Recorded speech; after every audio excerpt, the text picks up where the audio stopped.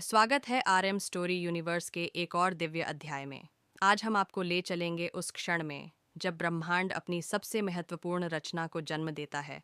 एक ऐसी रचना जो सोच सकती है, समझ सकती है, प्रश्न कर सकती है और अपने कर्मों से युगों को आकार दे सकती है। आज की कथा है कथा 5, मनुष्य की उत्पत्ति। आकाश, महासागर, पर्वत, वन और देवताओं से भरी हुई सृष्टि पूरी लगती थी, फिर भी अधूरी थी। और तभी ब्रह्मा के मन में जन्म लेता है एक ऐसा प्राणी जो केवल जीवित नहीं रहता, जीवन को अर्थ देता है। तो आइए प्रवेश करें इस अद्भुत गाथा में, जहां मनु और शतरूपा की उत्पत्ति के साथ मानवता की पहली सांस ली जाती है। कथा 5, मनुष्य की उत्पत्ति। महागाथा शैली में विस्तृत रूप सृष्टि आकार लेने लगी थी। आकाश नीले वस्त्र की तरह फैला हुआ था, पर्वत प्राचीन प्रहरी की तरह उठ खड़े हुए थे और महासागर अपने चमकते पलंगों में स्थिर हो गए थे। वन घने हो गए, नदियाँ अपना मार्ग बनाने लगीं और वायु धरती पर सुगंध फैलाने लगी। पशु नई धरती पर चरने लगे, पक्षी आकाश को अपने गीतों से भरने लगे और देवता स्वर्ग में अपने स्थान ग्रहण कर चुके थे। फिर भी कुछ अधूरा था। ब्रह्मा ने अपनी सृष्टि को देखा। उनके 4 मुख हर लोक का निरीक्षण कर रहे थे। संसार पूर्ण था, परंतु वह बढ़ता नहीं था। वह चिंतन नहीं करता था, वह चयन नहीं करता था। जीवन था, परंतु ऐसा कोई प्राणी नहीं था जो अस्तित्व के स्वरूप पर प्रश्न कर सके। पशु जीते थे, परंतु वे अर्थ नहीं खोजते थे। पक्षी गाते थे, परंतु वे उद्देश्य नहीं पूछते थे। देवता शासन करते थे, परंतु वे धरती पर उसके संरक्षक नहीं थे। तब ब्रह्मा ने अपनी आंखें बंद कीं और ध्यान में लीन हो गए। उनका मन अनंत में फैल गया, उस कमी को खोजने लगा। उनके विचारों से एक प्राणी उत्पन्न हुआ, उनके ही स्वरूप में, जिज्ञासु, विचारशील और आनंद व दुख दोनों को समझने में सक्षम। उन्होंने उसका नाम रखा मनु, प्रथम पुरुष। मनु अपने सृष्टिकर्ता के सामने खड़े हुए, हाथ जोड़कर, विस्मय से भरी आंखों से। प्रभु, मेरा उद्देश्य क्या है? उन्होंने पूछा। ब्रह्मा मुस्कुराए। तुम मानव जाति के बीज बनोगे। तुम्हारे माध्यम से संसार कर्तव्य, अनुशासन और धर्म सीखेगा।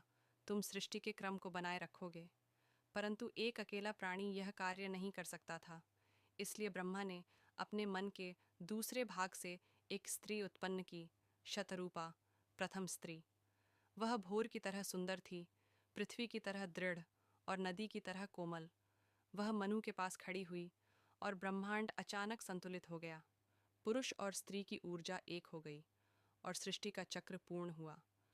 ब्रह्मा ने उनसे कहा, तुम दोनों धरती पर साथ चलोगे, उसके प्राणियों का पालन करोगे, उसके सामंजस्य की रक्षा करोगे और अपनी संतानों को सही जीवन के सिद्धांत सिखाओगे। तुम्हारे कर्मों से युग अनफोल्ड होंगे। उन्होंने उन्हें ज्ञान, भावना और स्वेच्छा का वरदान दिया, एक शक्ति जो किसी अन्य प्राणी के पास नहीं थी। स्वेच्छा वह दिव्य उपहार था जो उन्हें चुनने, गलती करने, सीखने और बढ़ने की क्षमता देता था। मनु ने चारों ओर देखा। वन, नदियाँ, आकाश और उनके हृदय में उत्साह और जिम्मेदारी दोनों जाग उठे। प्रभु, उन्होंने कहा, हम कैसे जिए? इस नए मार्ग पर हमारा मार्गदर्शन क्या होगा? ब्रह्मा ने उत्तर दिया, धर्म तुम्हारा मार्गदर्शक हो, सत्य तुम्हारी शक्ति हो, करुणा तुम्हारा नियम हो और तुम्हारे चुनाव युगों तक गूंजें। ये कहकर मनु और शतरूपा धरती पर उतरे।